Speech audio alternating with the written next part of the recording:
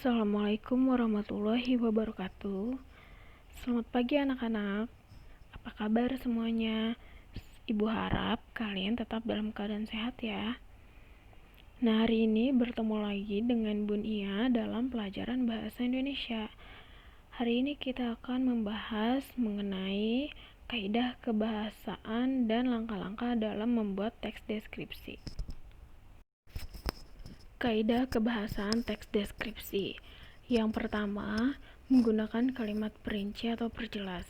Nah, dalam kegunaan kalimat perinci dalam teks deskripsi ini yaitu untuk memperjelas suatu objek agar si pembaca dapat memahami yang disampaikan oleh si penulis.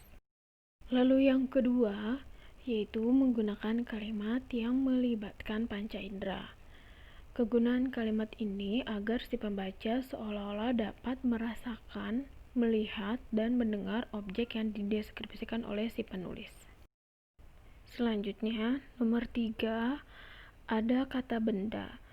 Kata benda ini mencakup semua nama benda, yaitu meliputi nama tempat, tumbuhan, orang, dan aktivitas yang dilakukan.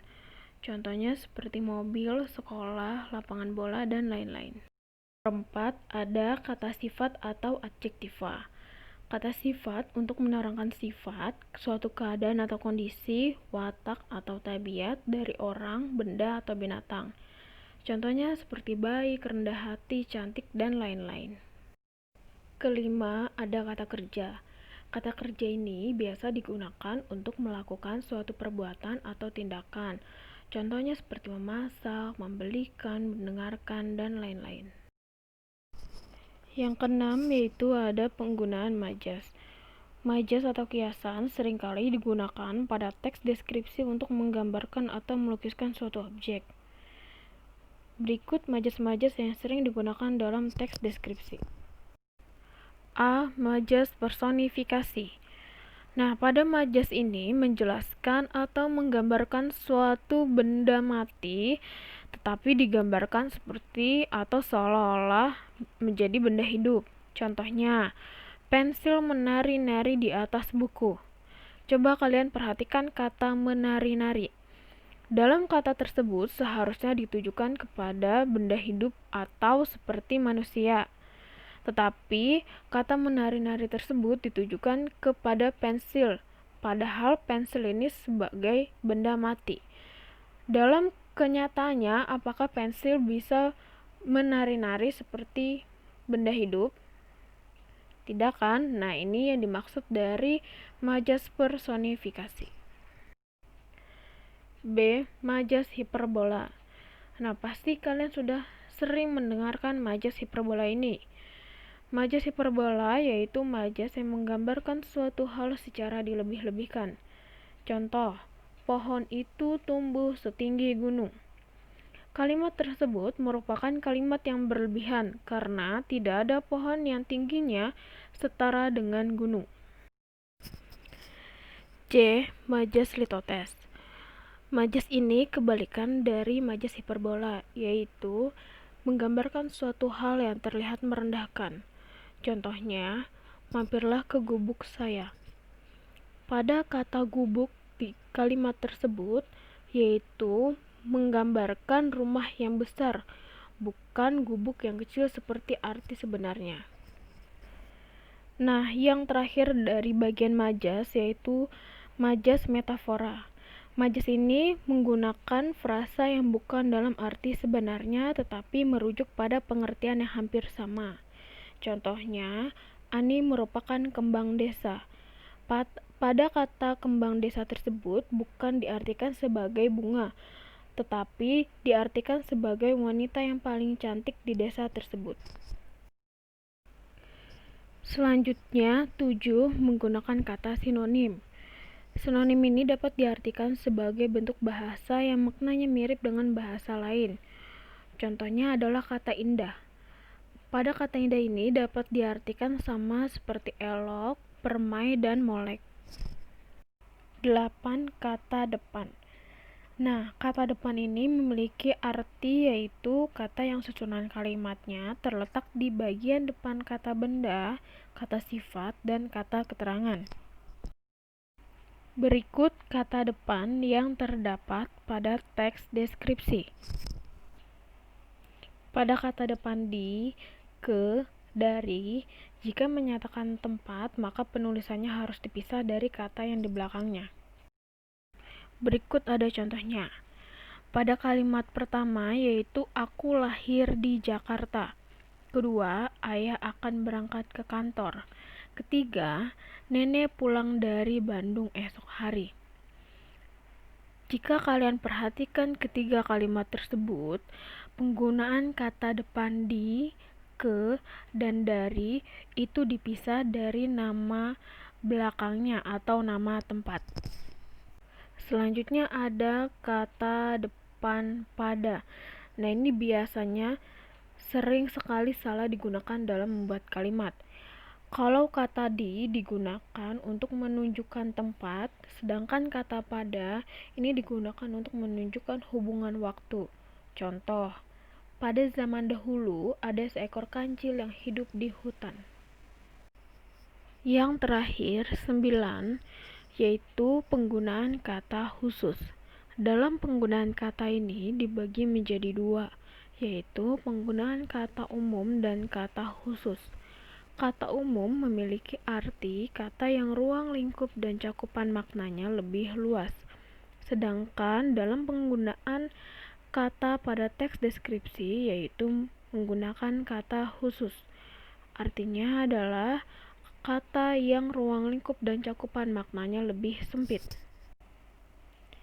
Pada kata umum memiliki contoh hewan peliharaan.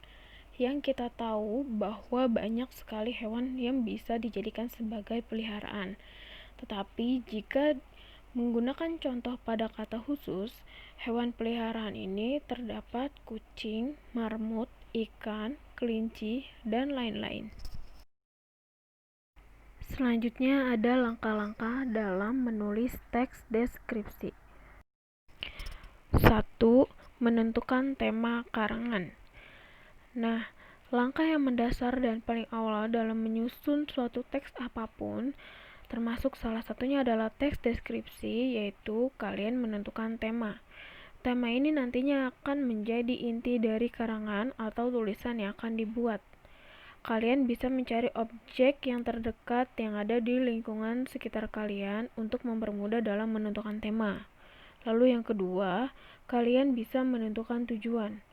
Setelah menentukan tema, maka langkah selanjutnya adalah menentukan tujuan penulisan karangan.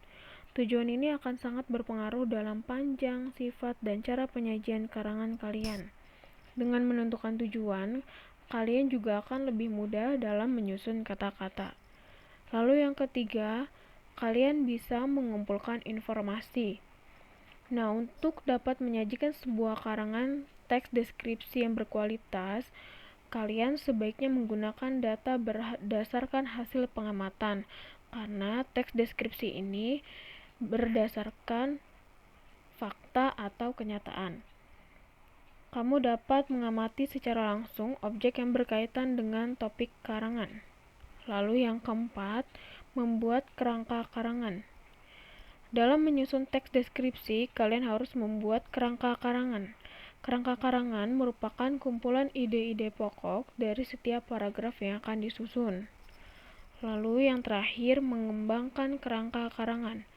Nah, setelah kalian menyelesaikan kerangka karangan, maka tahap selanjutnya adalah kalian mengembangkan kerangka menjadi bentuk tulisan atau suatu karangan. Beberapa hal yang perlu diperhatikan dalam pengembangan kerangka karangan antara lain isi ide pokok, urutan ide pokok, kosakata, dan ejaan yang digunakan. Selanjutnya, Ibu akan memberikan tugas keterampilan bahasa Indonesia. Yang pertama, kalian harus perhatikan perintah yang Ibu berikan, yaitu kalian membuat contoh teks deskripsi dengan objek yang ada di sekitar kalian. Kedua, setelah kalian selesai dalam membuat teks deskripsi, kalian menceritakan kembali melalui video sambil menunjukkan objek yang dibahas. Ketiga, saat membuat video, wajib menggunakan seragam sesuai dengan hari Jumat. Bagi siswa yang beragama muslim menggunakan baju muslim, jika non-muslim menggunakan seragam putih-putih. Keempat, ada penilaian dalam tugasnya, yaitu ada penilaian salam pembuka, memperkenalkan diri, ceritakan teks deskripsinya, lalu yang terakhir ada salam penutup. Kelima, durasi video minimal 1 menit. Jika kurang 1 menit, maka poin nilainya akan berkurang. Tetapi jika lebih dari 1 menit tidak masalah. Keenam, tugas dikumpulkan melalui Google Classroom. 7. Jika masih ada yang belum menggunakan nama asli dan lengkap pada akun Google Classroom, lalu masih ada yang mengumpulkan tugasnya melalui komentar, maka tidak akan dinilai. Kedelapan, jika ada murid yang menggunakan akun orang lain karena suatu hal, harap menuliskan nama lengkap di bagian komentar tugasnya.